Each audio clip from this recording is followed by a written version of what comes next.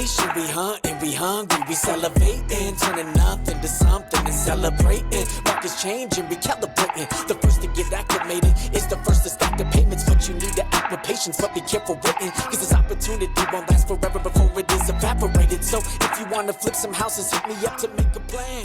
Your flip deserves the upper hand. Hey everybody, welcome back to another episode of Raising the Flipping Bar. I'm your host, Derek Marlin, and today we are going to do a deal analysis episode. And these are definitely one of my favorites. As you know, it's a mainstay at Elevation, and most importantly, talking about what's going on in today's environment. There's nothing that I hate more than the classic, guru type of educator who not only is not doing the actual investing that they're teaching, they're doing it from a long time ago, or even worse, they're doing it in other markets and telling you that it's all just translatable across every single market that they're teaching to. So what we're going to dive into today is a deal analysis. It is down and dirty from one of our most recent flips. It is something that we just did in Metro Denver. And the cool thing about this one is it's going to be a cosmetic episode, meaning we're going to talk about a property that was a super quick flip. We're going to talk about the pros of things that went well, and we're going to talk about the cons, the things that didn't go well. So let's jump right in. I want to give some context always, and we always like to try to be good storytellers here at Elevation. And so the story behind this house was that it was a super cute, I'm calling it the grandma house, because the family had owned it. I think they were only the second owners, and it was really cool. I'm actually just remembering this now that I'm talking about it, is they provided their purchase agreement when they brought the property like 40 years ago, and they bought this house for $12,000. And so we'll get into the numbers here later in the episode, but I do want to kind of kick it off with that, is that when people say, oh, well, home ownership isn't that profitable, in the current environment, you're probably actually going to pay less to rent a house than you are to own a house. But long-term, I will go to my grave with this, is that there is no better way for overall long-term wealth creation and generation than home ownership. Obviously, if you're, worried about a job and you're going to move in a year or two, that's maybe not the best idea. But long-term, in general, perfect example is they bought this house for $12,000 40 years ago, and we bought it. It had been well loved and it wasn't trash, but it was super dated. We bought it for $405,000. 40 years later. So that's a pretty damn good return on investment. But the reason why I'm bringing that up is to kind of, again, set the stage, is this was a super cute grandma house. And then you always want to think about who is your buying demographic on the back end when you're selling this thing. And we had a really great feeling that it was more than likely this number one demo, which is first-time home buyers.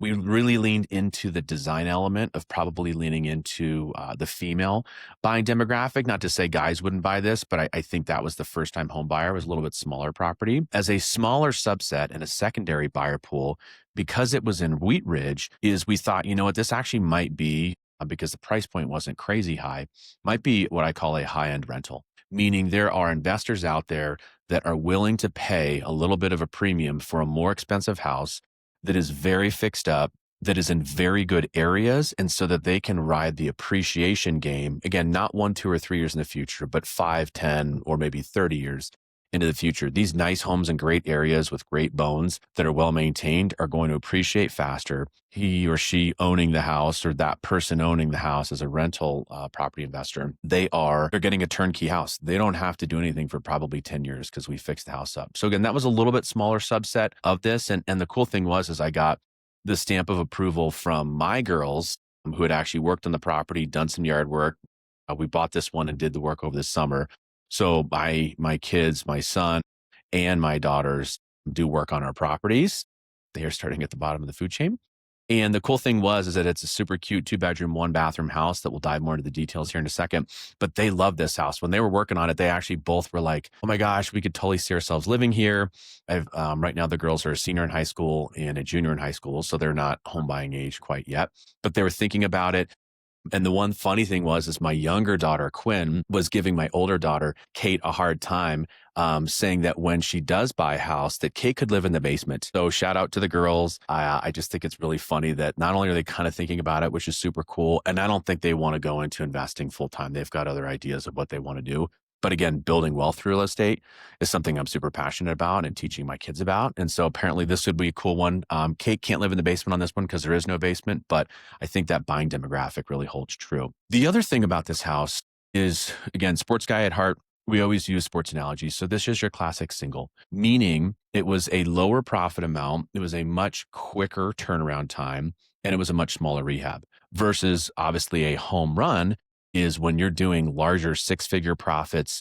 It's taking you, 6 months to do the house. It's typically much higher price points. It's much bigger rehab budgets. So this is your classic single. And the way that I want to talk about how did we find this property is a really cool story as well. And want to give out a shout out to one of our fantastic agents, Thomas Burney. And Thomas found this property. And the cool thing about Thomas, and this is like one of our agent avatars of the people that are on the Elevation brokerage team, is Thomas is a great real estate investor.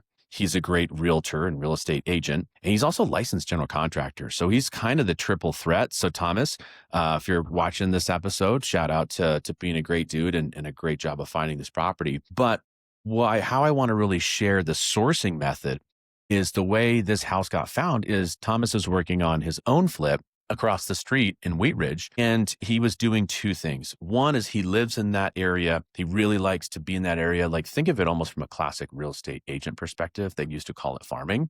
It's just knowing your neighborhood and being super tapped in. He's a part of the business community up there. So again, he was doing his own flip. He had his dump trailer for the trash outside.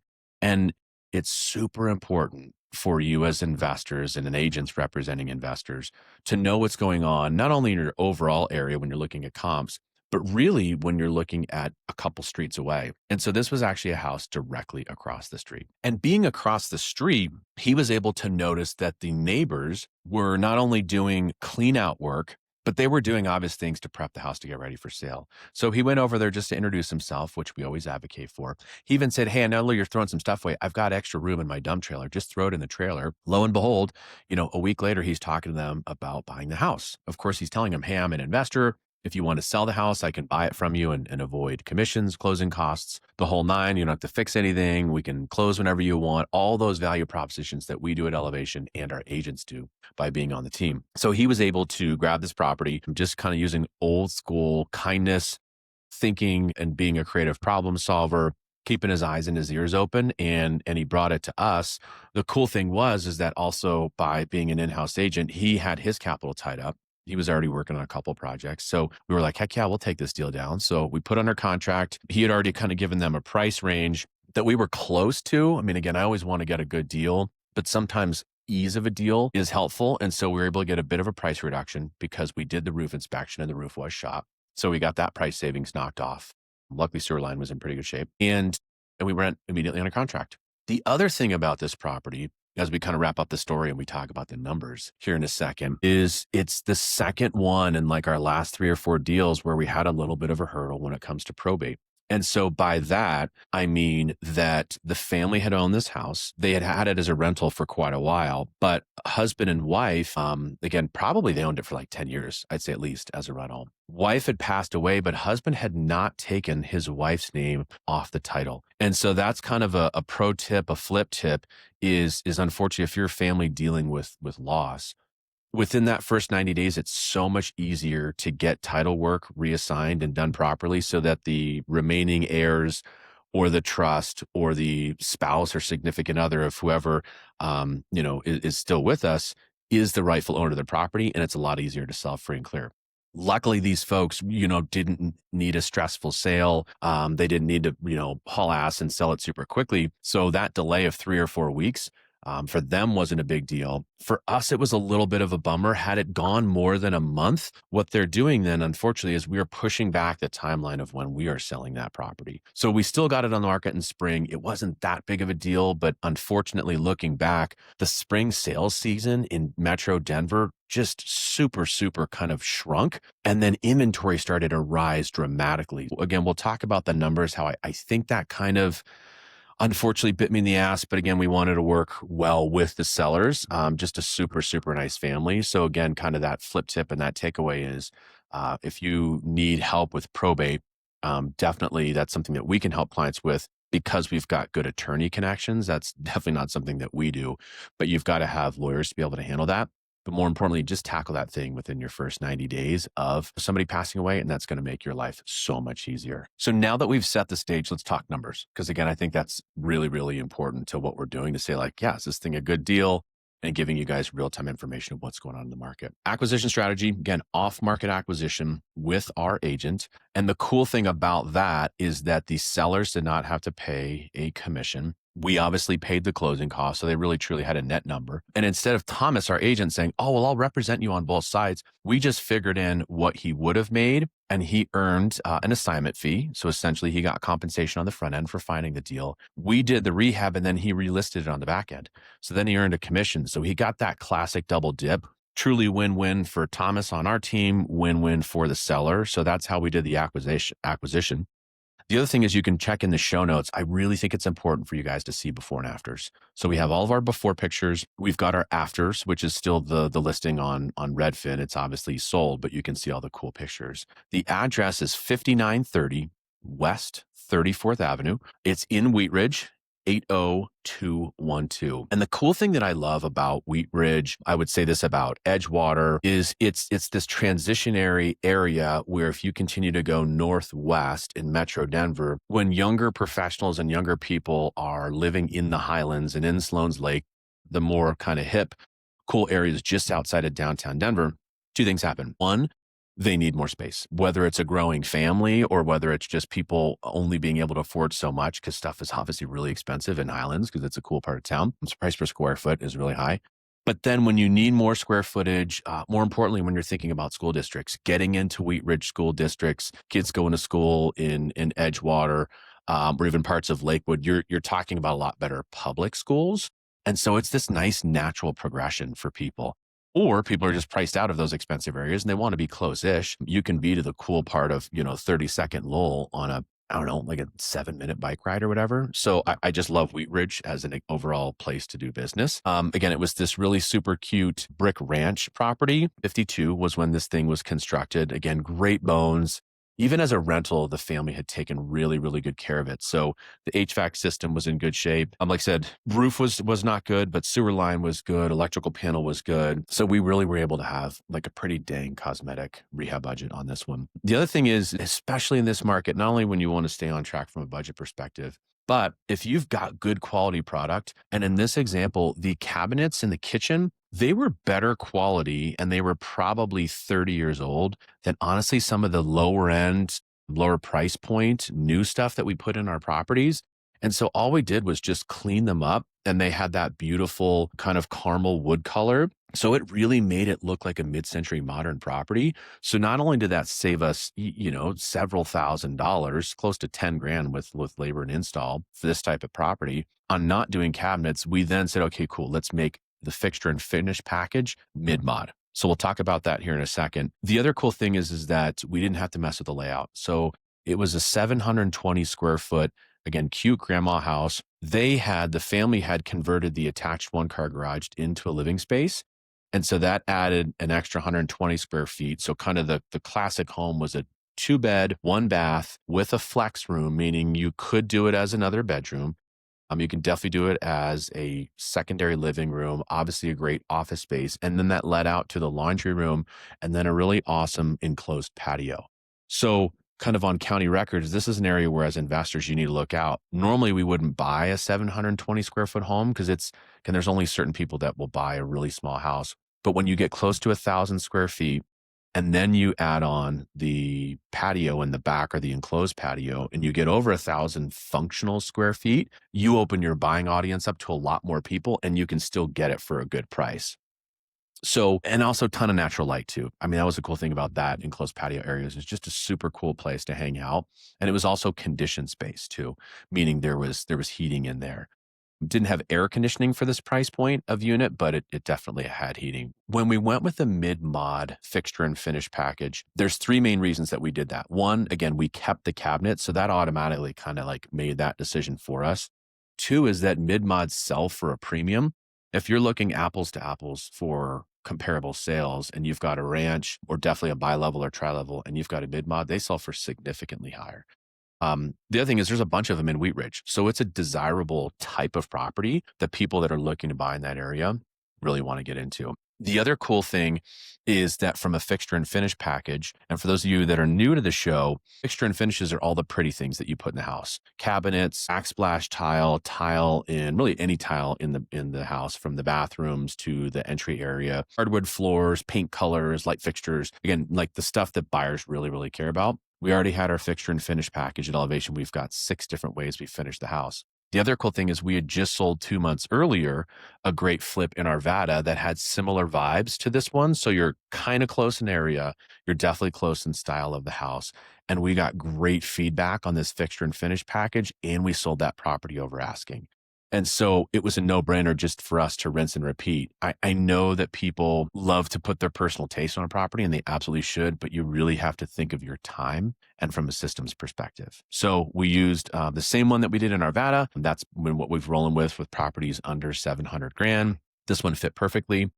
The cool thing is that we did having those caramel colored cabinets. We did a really nice, kitchen countertop. We did cool mid-mod, kind of clean, classic white backsplash tile. We parlayed that into the bathroom, did a really cool geometric pattern. Again, shout out to my wife, Anne, who runs all the design for us at Elevation and for our clients. And then we did the champagne bronze hardware. And so when people look that up, don't think old school gold. That's obviously dated. But there's your classic bronze, which is kind of a golden color. And then the one we really like to lean into is it's called champagne bronze. So it's just got a cool finish. And again, it really makes it look beautiful in mid-mod.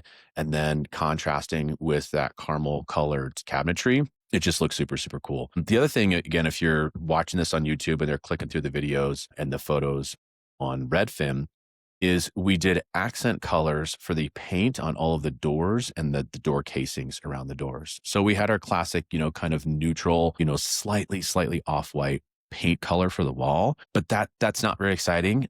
And something that really makes it pop is just painting the doors and the casings a different color. So we have this beautiful deep green color that, again, we got great feedback on our other property. And with this one, again, we had a really cool covered patio that was almost like 160 extra square feet. And so on that one, you don't want to over improve. Again, you got to be dialed in on your budget. So instead of using luxury vinyl laminate or LVL, because that is, not that it's exposed to the elements, but there is probably a little more temperature fluctuation in there. We did what's called peel and stick laminate.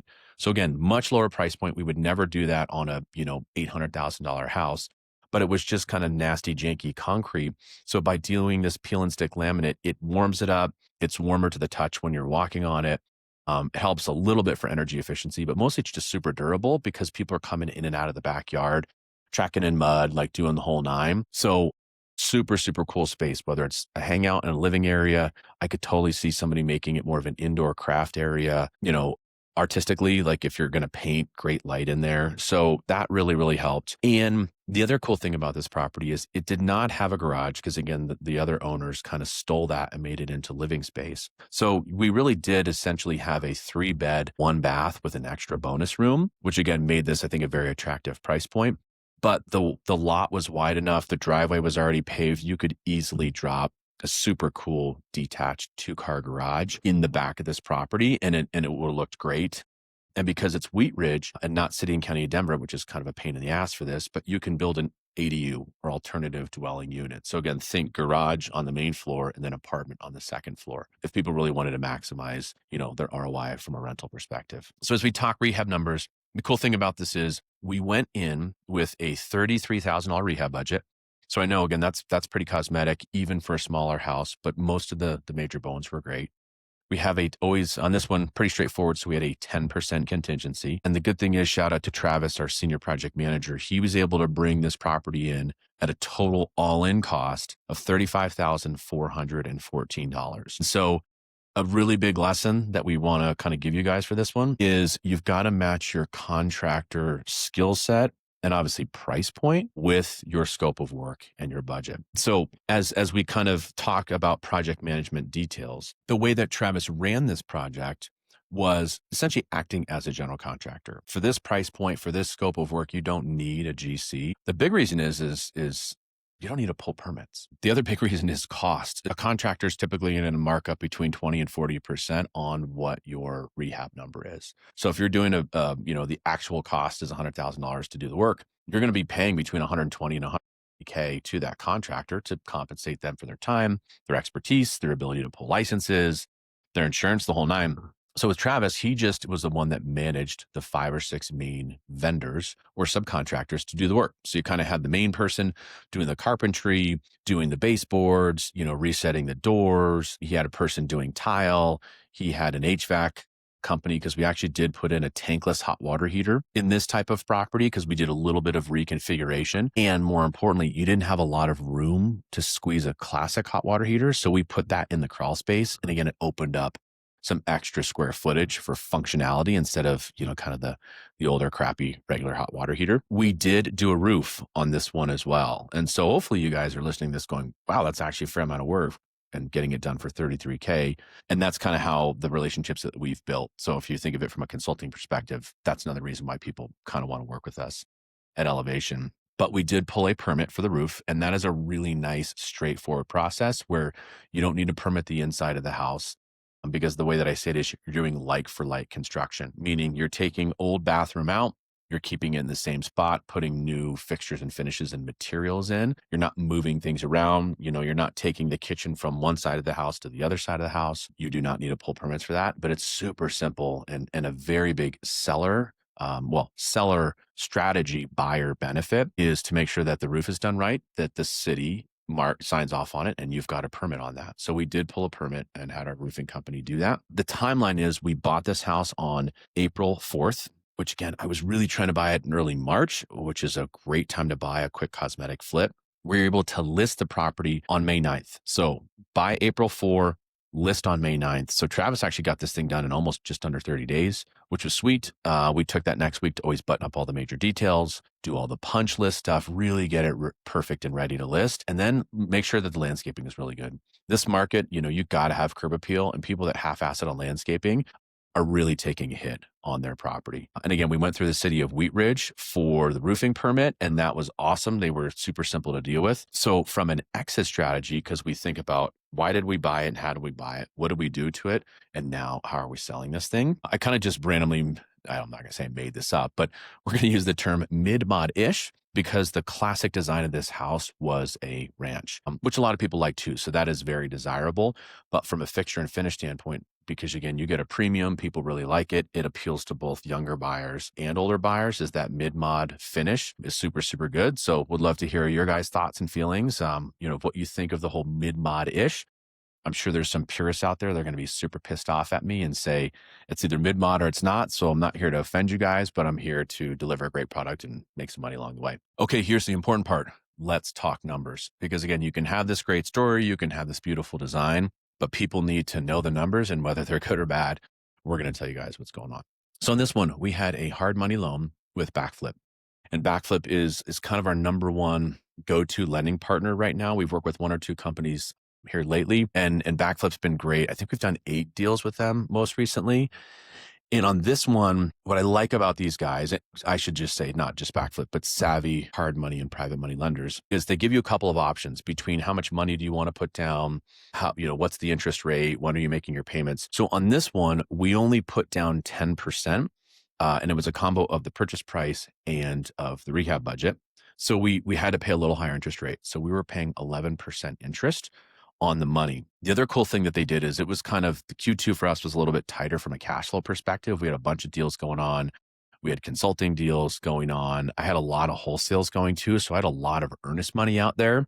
And so I was like, man, as much as I would love to do our normal structure, which is us putting down 20% so that we can get the rate all the way down to 9%, and then only pay a half a point on the origination side, those numbers obviously get really good really fast, but you're forking over more capital to do that. So less capital up front, them actually deferring payments till the end was worth it to me because this was a quick project. So I really did not need to take I hate to say no, because we probably, I'm sure, put a little bit of money in closing costs and stuff like that. But in general, we essentially had no money down. And the reason for that was instead of taking Elevation company capital or my personal money with Ann and using that as the down payment, we actually, for the first time, and we're going to do this now moving forward as we increase volume, work with a private lender They were the person that lent us that 10% down payment. So they lent roughly 50 grand to us, and then we paid them a nice interest rate or return on investment to them monthly, so that they truly are passive. Obviously, they're in second position, meaning, if I completely, get hit by a bus or default on this loan, Backflip takes it over, finishes the project, sells it off, and then the hard money lender obviously gets their first batch of money, and then the private investor gets their second batch of money. So there is more risk, obviously, with that. But again, completely passive. So if any of you guys are out there looking to do that, the other thing I'm doing now, which I'm excited about, we'll record future episodes on this, is people using the retirement account, which is essentially money you've already set aside and can't touch, lending that to us, at a good rate and making more than you're making right now. Again, like always asterisk, as I say, yeah, the stock market's going through the roof. Who knows how long that will continue, but that's not realized gain until you sell. And when it's in your retirement account, you're obviously not selling. So this is real income going back into your retirement account. We crank through these projects, pay that return, and churn and burn. So it gives us the ability to do more. And I think being nimble, both from your hard money lending partners, and sometimes you may want to borrow all the money. Conversely, we've got people that all they want to do is, deal in cash, and obviously they're going to make more raw dollars, but your actual cash on cash return does get affected. So we'll talk about that here in just a second. Let's get to the actual metrics of the deal. So if you've been with us for a while, you remember our prior episodes, especially when we got started, 5 seasons ago. 3 main metrics: dollars per day, which is how much net profit am I making for how long I'm holding this thing; general net profit, after paying off all your expenses, how much money is hitting your bank account; and then your return on investment. Now we actually use a cash on cash return on investment metric. So at this one, it was $239 per day of net profit. The overall general net profit, the lump sum that in our bank account, was $13,209. With those returns, which is not our guideline, we'll talk about that here in a second, that's still a 27% cash on cash return. Had I taken, again, that 50 grand of my own money and put it in, but technically that return was actually infinite. So I put up none of my own money and I still made, $13,000 and change. That's a pretty good deal. And the cool thing is that does include me paying, my team member, Thomas, an acquisitions fee to find the deal. And then obviously paying him as a real estate agent to sell the deal. So he made some good money too. The way that we looked at this when we first bought it is normally for this type of deal, again, for the single, we would do $400 per day as our kind of key metric. It would be $35,000 of net profit, and then it would be a 40% cash on cash return. And so with this one, I want to share again kind of where we started and where we ended. We bought it for $405,000. We put in, again, just under $36,000 of rehab. Our close to close was 95 days. So the day we bought it, all the renovation time, putting it on the market, we sat for 2 weeks, and then it took us 30 more days to sell the property. We sold it for $524,750. But the kicker on that one was, and the reason why we didn't do as well from a net profit perspective, is it was a weird one in that I really thought at that price point, listing it at just under 525, I didn't think there would be a huge bidding war, but from the data we were seeing, that it would sell for between 5 and 10 grand over asking. And so that would have pushed us to a 35, 40K profit in roughly 60, 75 days. That's obviously for us, again, really, really good single. 2 weird things happened. One, it sat for 2 weeks, but then because there was an urgency for the buyers, even though this was May, which is typically the single best month to list a property historically in Metro Denver, we just weren't seeing crazy buyer activities. Rates were still higher at the time, is probably closer to 7% for an interest rate, maybe even 7.25. Obviously, gearing towards first-time home buyers is a lot of times they're going to need concessions and credits. And that's what we ended up doing is we did $15,000 concessions so that we could do a rate buy down for them. And what that essentially means is we are prepaying their interest as a buyer so that they can get a pretty damn cheap rate, roughly 2% lower than what they're paying today for their first year payments. Year 2 of payments, they're saving still 1% in interest, and then they get into the balance or the rest of their loan starting in year 3. So again, I'm essentially prepaying for that. Which reduces your net profit. So that's why I took it down to a $13,000 net profit, which kind of sucks. I think the thing that's really key to think about is, had we gone over budget, like even on that type of property, if we had missed one thing in inspection or whatever else, and a normal $10,000 swing happens, I'm working for free on this one. my cheesy joke is always like, for the time that we put in, I could probably work at Starbucks and make more money.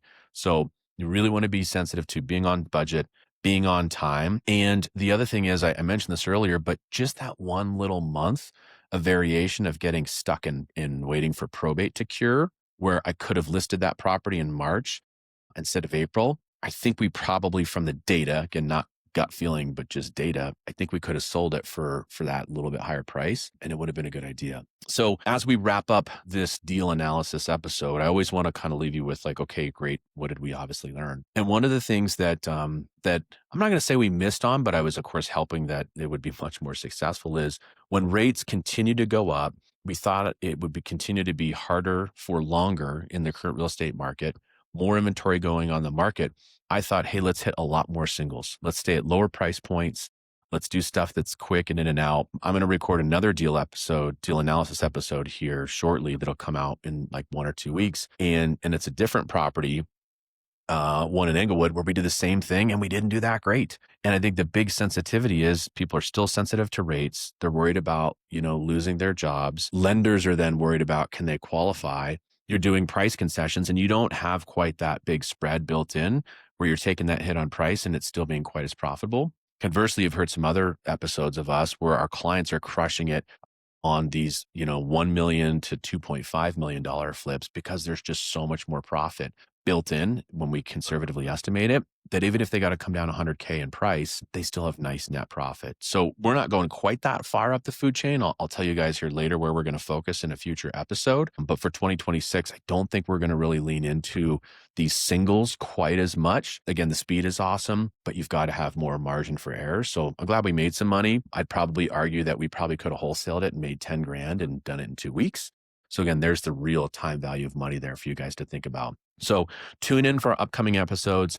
Again, we'll do the one in Englewood. Here's a funny little quick hook, as they call it in the radio and TV business, is we bought the property that we found off market. If you remember the show Dog the Bounty Hunter, which ironically, he had an office right up the road in Sloan's Lake, his brother, self-proclaimed Pup the Bounty Hunter.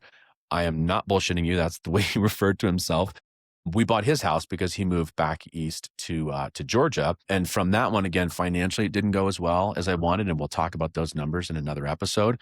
But at least I got an autographed picture of Dog the Bounty Hunter and his late, fifth wife, Beth, who was on the show. So I have that proudly displayed in the offices at the Elevation Suite here at the Broadway Collective. So if you want to stop by and see my dog autograph, definitely check us out. But as we wrap up today's episode and kind of get back to reality, I think the key thing is be careful on your numbers, be careful on your timeline, figure out whether you want to try to focus on doubles, singles, triples, home runs, whatever for your business strategy, and really just be dialed in with that process. As we always say, engage with us on social media, reach out to us, DM us, give us a call. The other thing is, again, if you're an investor out there and you want to put passive money to work, or you want to invest retirement money, or you want to be Thomas, or you want to be somebody on our team that's focusing in this investor world and have kind of in-house buyers, give me a shout and catch up, because we definitely want to, with great team members, grow our team strategically, bring on great financial partners as well. So again, I hope you guys have gotten a ton of value from today.